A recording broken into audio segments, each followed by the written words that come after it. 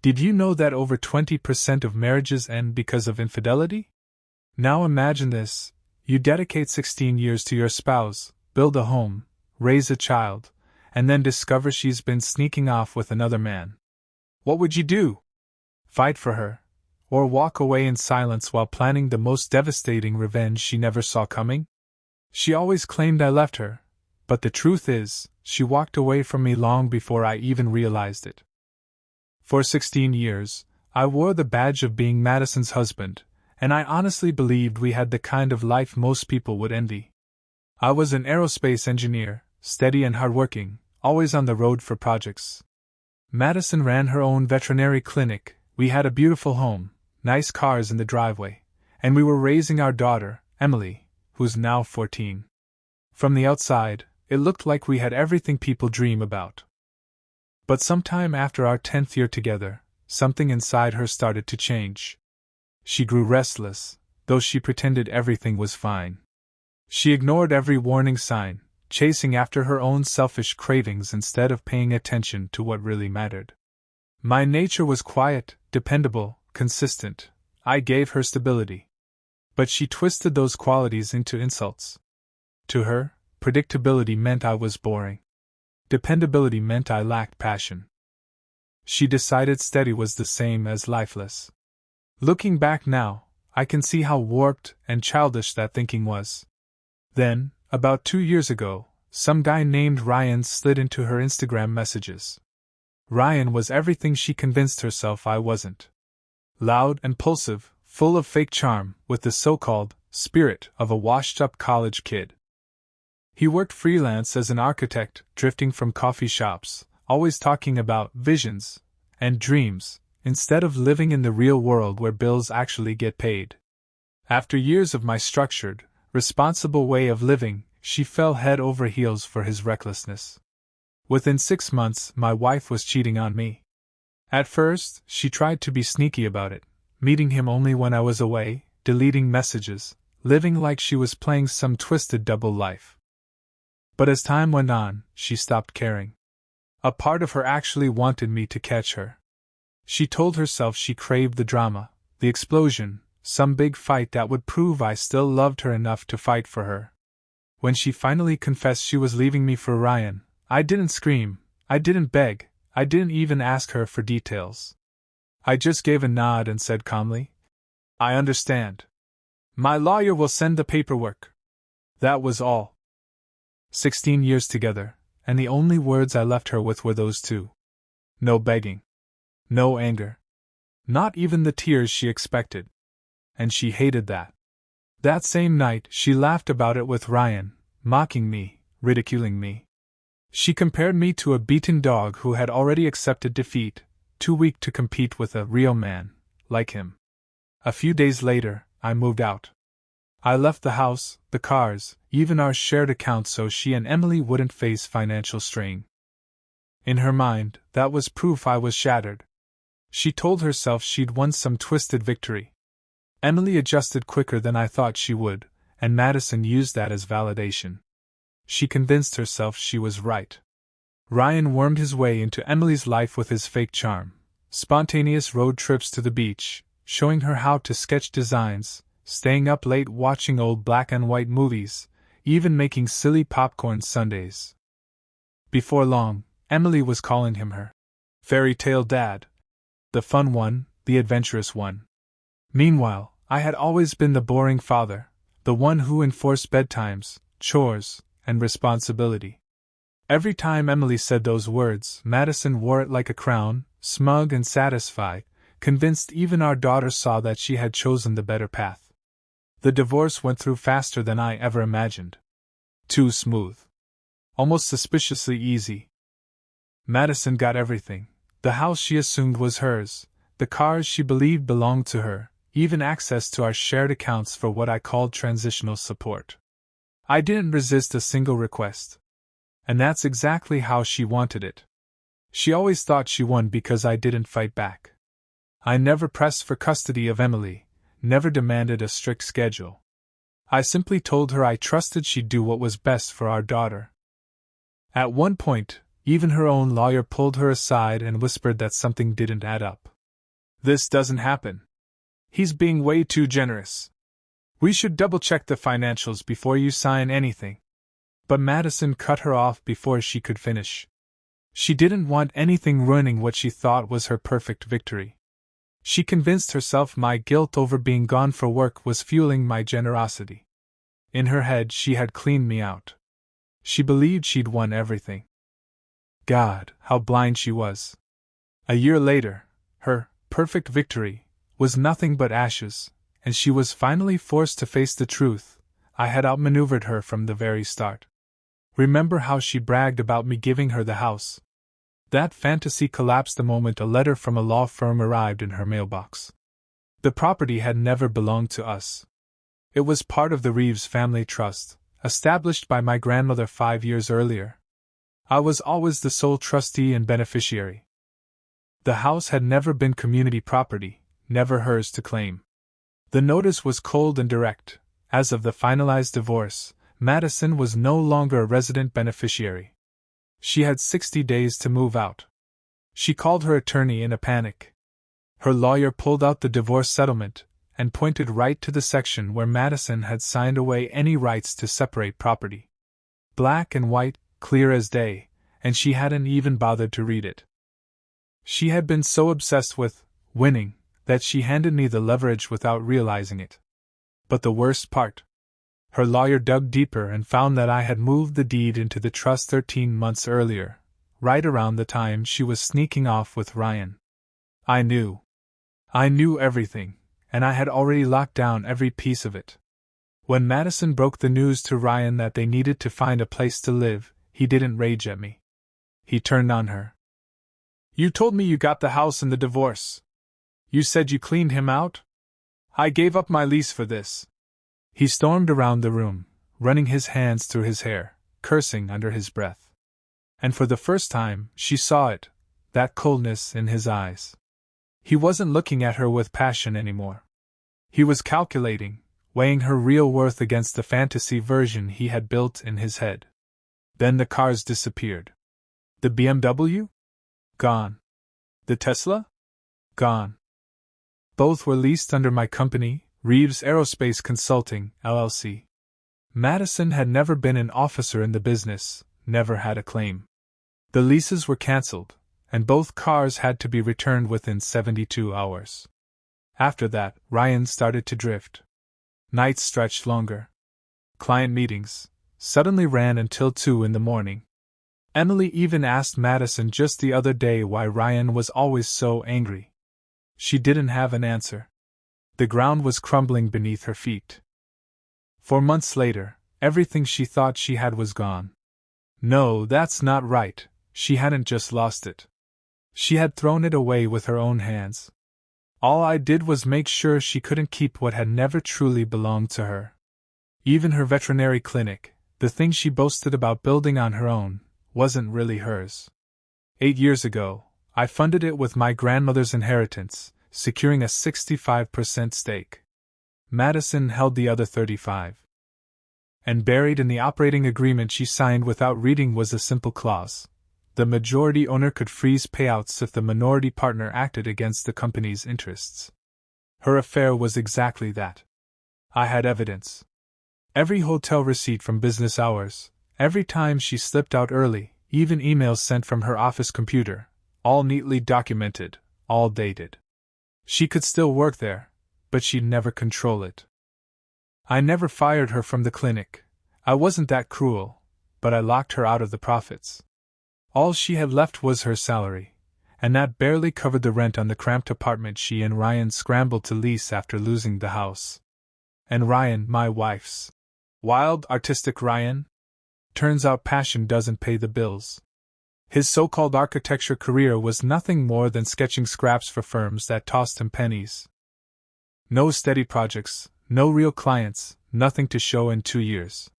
He had been coasting on credit cards and whatever he could squeeze from his aging mother. One night, drunk and bitter, he finally spat out the truth. "You were supposed to be my ticket out, the successful vet with the big divorce payout. Now you're just another broke woman dragging baggage behind her." He apologized the next morning, claimed he didn't mean it, but they both knew he did. Then came the final blow. My daughter, Emily, my sweet, innocent girl who once called him her fairy tale dad, found the old messages. Not the recent ones. The buried ones. Synced to Madison's iPad from years back, when I was overseas working an Air Force contract, and she was sending half-naked pictures to Ryan. The look on Emily's face wasn't anger, it was disgust. Dad was out working to pay for my school while you were. She couldn't even finish the sentence. And then she was gone. For the last 2 weeks, she's been staying with her friend Brooke's family. She won't answer her mother's texts, won't return calls. Silence. I ran into Madison at the grocery store yesterday. First time I'd seen her in months. I was grabbing steaks and a nice bottle of wine, the kind I never allowed myself back then. I dropped weight, trimmed up, bought clothes that fit. She barely recognized me. When she saw me, I only gave her a polite nod, like she was nothing more than an old coworker. That small gesture hit her harder than any anger ever could. "How's Emily?" I asked. "She's staying with a friend," she muttered. I frowned. "Strange. She told me she was with you." I told her I'd call Emily that night. Of course, my daughter had been talking to me. Even now, she was shielding her mother from the truth. 6 months later, Ryan was gone. Madison dragged herself home after a 12-hour shift to find his things gone, and a sticky note waiting on the counter. "This isn't what I signed up for. Good luck." 2 years of fire, promises of soulmates and destiny, all reduced to 8 words. She had sacrificed a 16-year marriage for a man who ran the second life got hard. I had stood by her, built a home, funded her career, supported her dreams. She threw me away because I wasn't romantic enough, because I didn't write poetry or stage grand surprises. The real sting came when she found a box Ryan left behind, printed emails with another woman, a surgeon. The dates went back weeks, and there they were, the same recycled lines he'd once whispered to Madison. "This is temporary. She doesn't understand my artistic side. Once my project is funded." Only this time, Madison was the she. She was the obstacle. She laughed until the laughter broke into tears. The very next day, Emily showed up at her door. Emily came back to the apartment once, not to stay, just to pack her clothes and books. She lives with me now, in a sleek condo near her school with a doorman and a gym. While she boxed up her things, she hardly even looked at Madison. Finally, she spoke. "Mom, Dad knew about Ryan the whole time. He hired a private investigator. He had everything, pictures, recordings. He could have destroyed you in court, but he didn't. He just wanted out clean." Madison whispered, "Then why didn't he fight?" Emily looked at her with a disappointment that stung worse than anger. "Because dragging you through the mud would have ruined you. And you're still my mom. He said the best revenge was letting you live with exactly what you thought you wanted." She left carrying 2 suitcases, and Madison's place turned into a tomb. Later, she found out what I had been working on the entire time. While she was dismantling our marriage, I was building something stronger. My consulting firm had just secured a $40 million contract with the Department of Defense, a deal I had been quietly preparing for through all those boring business tricks she used to mock. I was reshaping myself, too. Training jiu-jitsu at dawn, spending weekends at investment conferences, learning, building, growing. While her life crumbled, mine was gaining strength and momentum. 8 months later, she stood at rock bottom, and the view she had was of her ex-husband's new life. She ended up working at another veterinarian's clinic. I bought out her 35% of our old practice for fair market value. Enough for her to wipe away the mountain of credit card debt she and Ryan piled up, but not nearly enough to start fresh.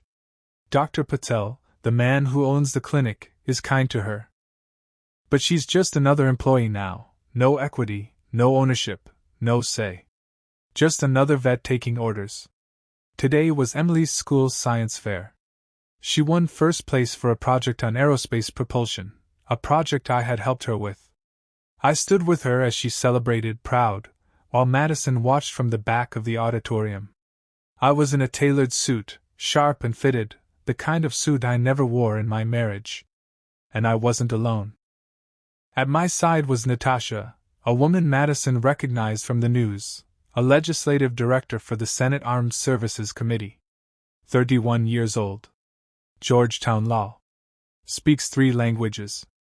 She wasn't clinging to me or showing off. She was fully engaged with Emily, laughing, asking her about her project. They looked like a family together. A real family. The one Madison had thrown away. When we left, I noticed Madison watching. I walked over while Natasha and Emily went to get the car. Natasha.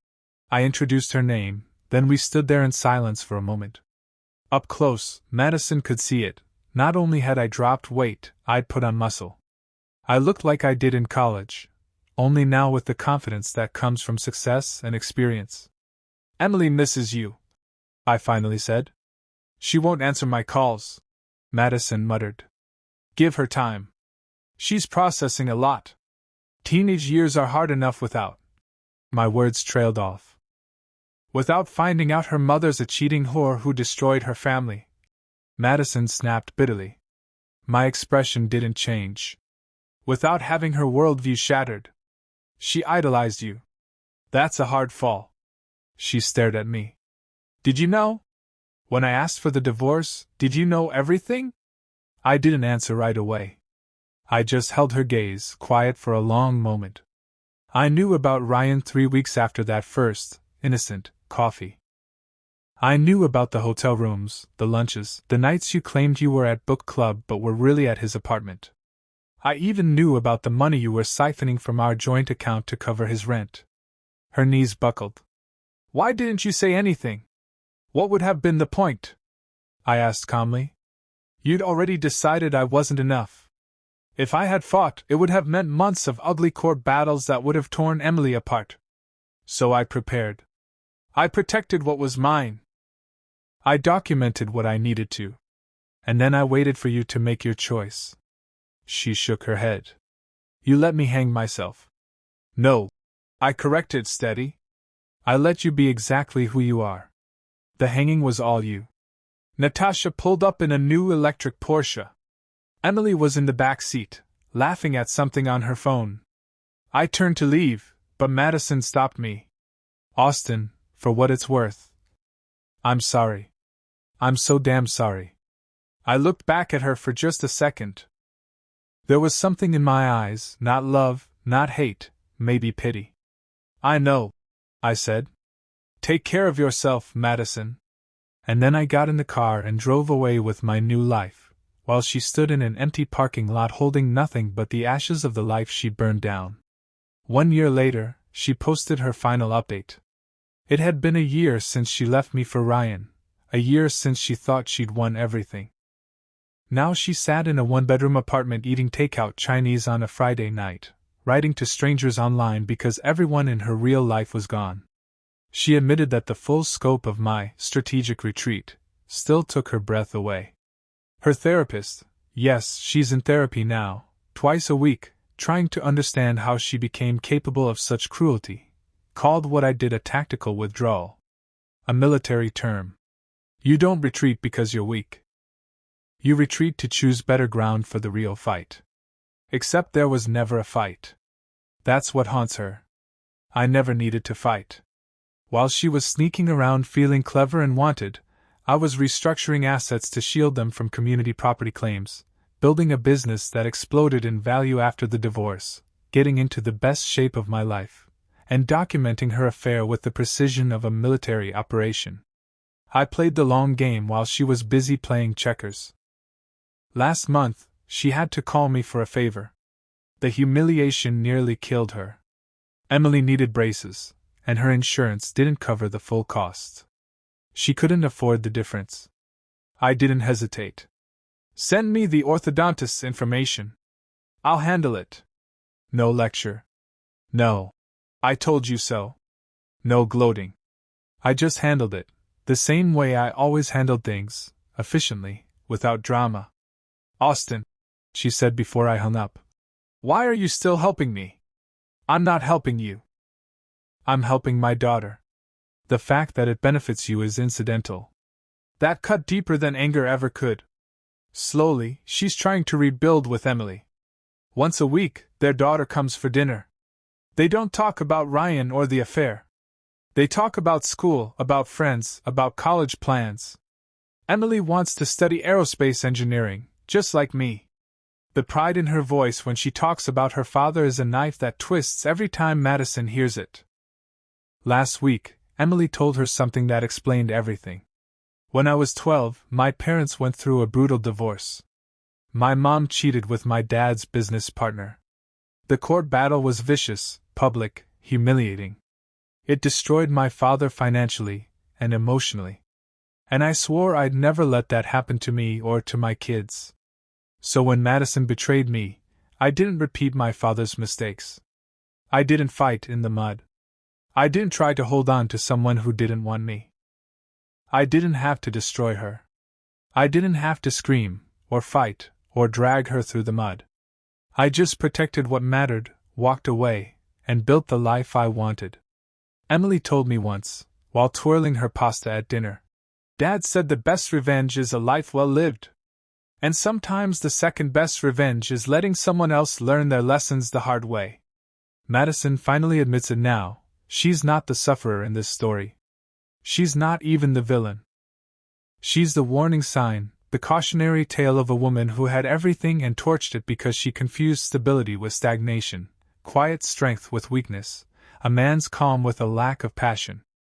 I'm getting married next summer. Natasha's pregnant. We're having a boy. Emily is over the moon about being a big sister. She shows Madison ultrasound photos on her phone, talks about how we're turning my home office into a nursery. Madison watches the life she could have had unfold in front of her, through the stories of the daughter she almost lost. The devoted husband, the growing family, the financial security, the respect. She had all of it once. And she threw it away for a man who scribbled pretty words and made her feel 22 again. Her therapist asked her what she's learned.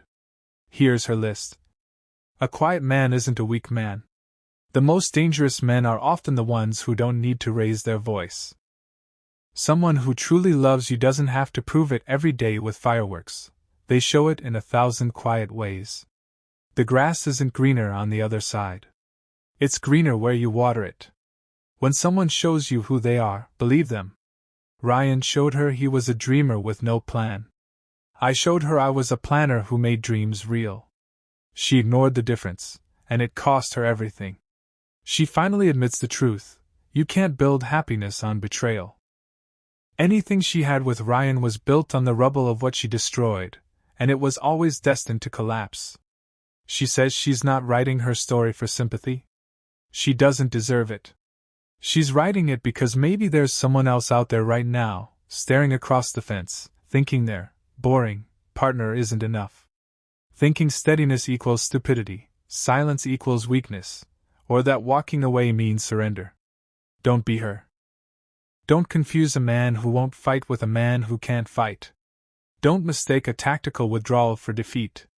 Because sometimes, by the time you realize you've won the battle, you've already lost the war. She thought she broke me when I didn't fight the divorce. The truth? I had already won before she even knew there was a game. She ends her post with words I'll never read. Austin, you deserve better. Emily deserved better. Hell, even I deserved better for myself. Thank you for being strong enough to let me fail and merciful enough not to destroy me when you could have. Your son will be lucky to have you as his father. I'm only sorry I couldn't see the man you were until I lost the right to call you mine. People always ask me what moving on actually looks like. It isn't fireworks. It isn't some movie speech in the rain. It's a quiet Tuesday morning, shoes by the door, lunch boxes lined up, a car that starts on the first try, and a house that feels safe. Years have passed since the divorce papers were signed and the dust settled. I stopped counting after the second year because, honestly, counting is for people still stuck in the middle of it. I'm not. I chose a different path and stayed on it. Natasha and I got married like we planned. Our son, Ethan, arrived on a soft gray morning that smelled like coffee and rain. Emily was there, grinning through tears, holding her little brother like she was born to be a big sister. I watched them and thought, this is how you win without swinging. I still train at dawn. Jiu-jitsu, 3 days a week. It isn't about fighting. It's about breathing when the pressure shows up. It's about keeping your head when somebody twice your size is trying to fold you in half. Business is similar. Panic wastes oxygen. Calm saves it. I learned that the hard way. The company grew. Not overnight, not by luck, not because someone believed in my potential. It grew because I showed up when it was boring. Because I read the contracts. Because I said no when the wrong money showed up with the right smile. We took on work that mattered and built a reputation that paid for itself. I stopped explaining my choices to people who wanted drama, and I started hiring people who wanted deliverables. That change was worth 7 figures and a lot of sleep. Emily left for college last fall. Aerospace engineering, like she promised. The first night after we dropped her off, the house felt too quiet. Ethan walked around calling her name, checking behind doors as if she might jump out and scare him. Natasha made hot chocolate and told stories about Georgetown finals week and how noise comes back in different shapes. I believed her, and she was right. The silence didn't mean loss anymore.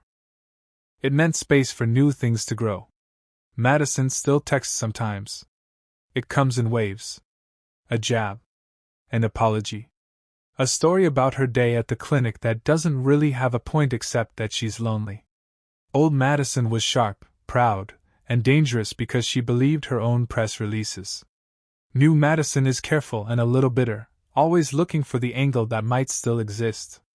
When she calls, I let it ring once so I can see the name, and then I let it go to voicemail. You can love the past without inviting it back in. Last Thanksgiving, Emily asked if we could all be in the same room. Just dinner, she said. Dad, I'll set rules. No old fights. No new digs. We eat, we breathe, we leave. I told her yes. We hosted. I carved the turkey. Ethan passed rolls like it was a mission from God. Madison brought a pie and a guarded smile.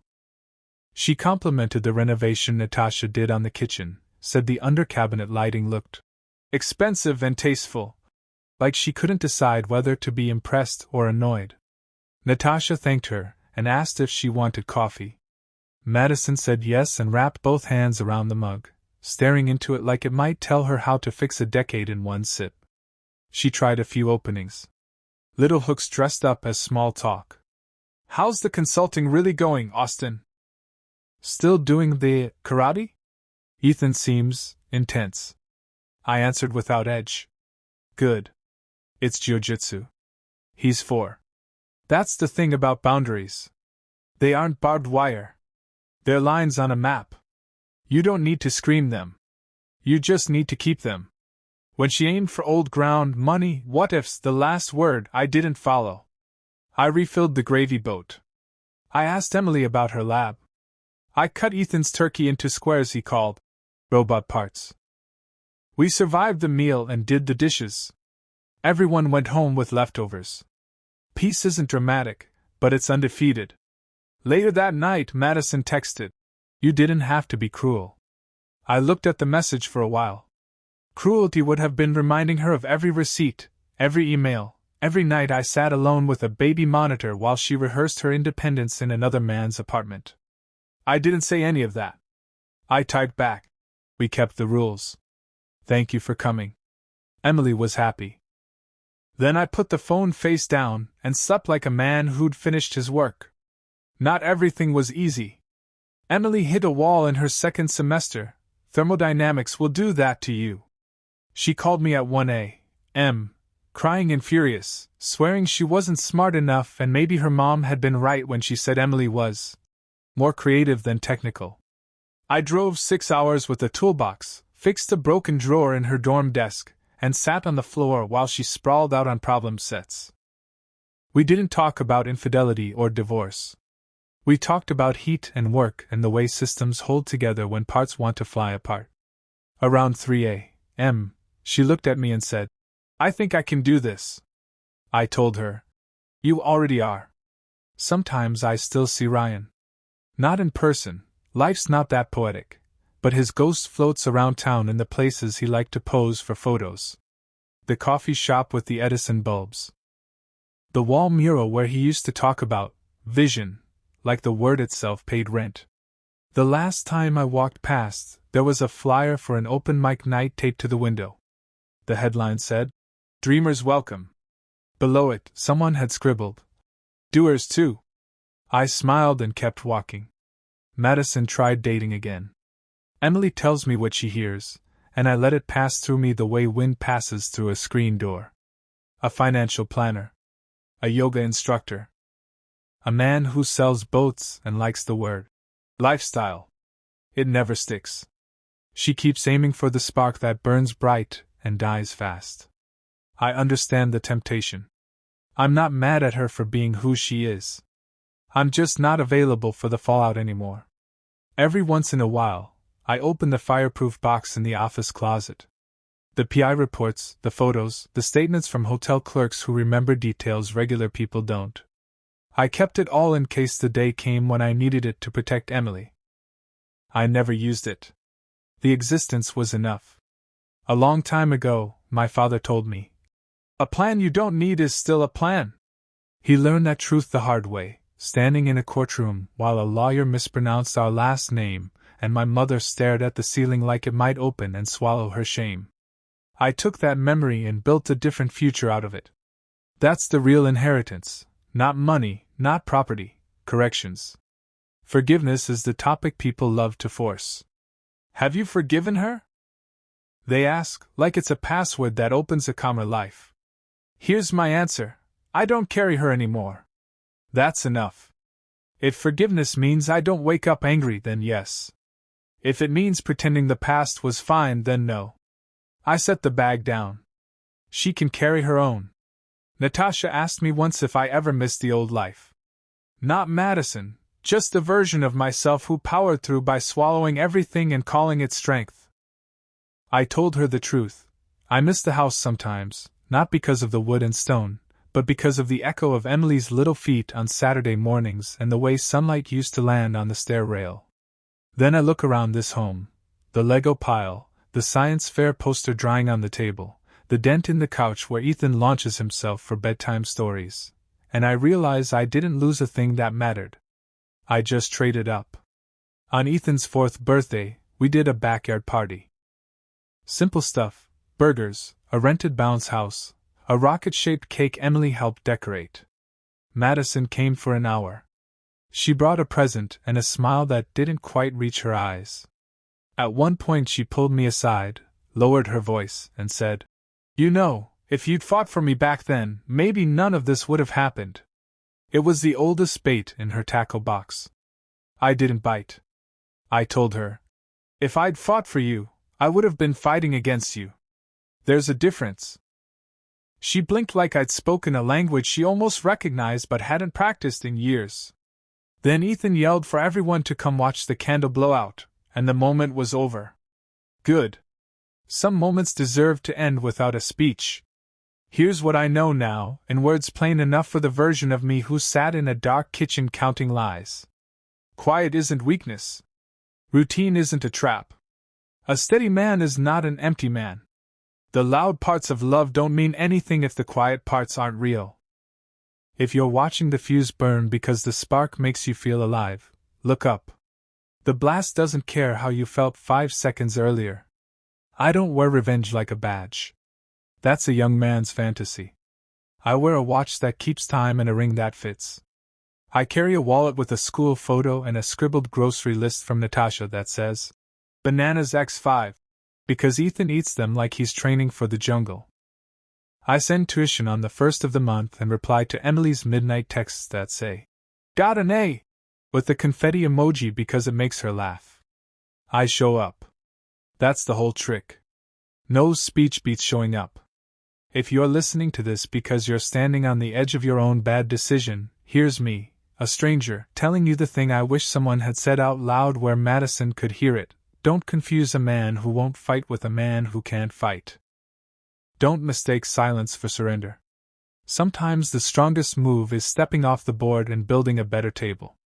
And if you're already past the edge, if you jumped, if you lit the match, if you're reading this from the apartment with the thin walls and the takeout cartons, there's still a road.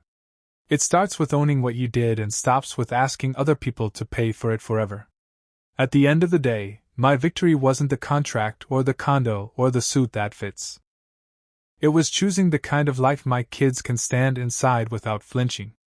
It was letting the storm throw every branch it had at the windows and then opening the blinds in the morning to check for damage, finding a few leaves, and making pancakes.